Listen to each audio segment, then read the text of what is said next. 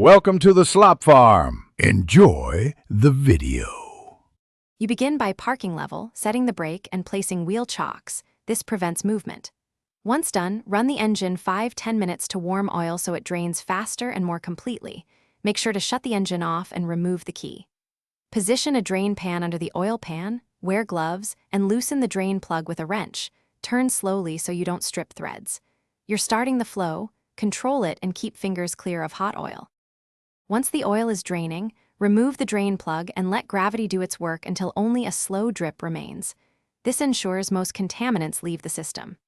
Next, use a filter wrench to unscrew the oil filter.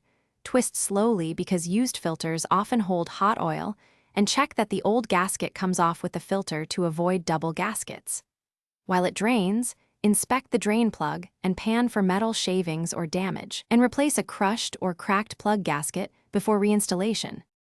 You install the new filter after coating its rubber gasket with fresh oil. This helps seal and prevents tearing. Then hand tighten, finishing with the specified torque if you have a torque wrench. Reinstall the drain plug with its new gasket, refill the engine with the manufacturer's specified oil amount, and check the dipstick level after a minute. Once done, start the engine and watch for leaks. If you see drips, shut off, retorque the plug and filter, and if that fails, replace the gasket. Leakage usually means a bad seal or cross. Thanks for watching. Consider subscribing if we helped you today.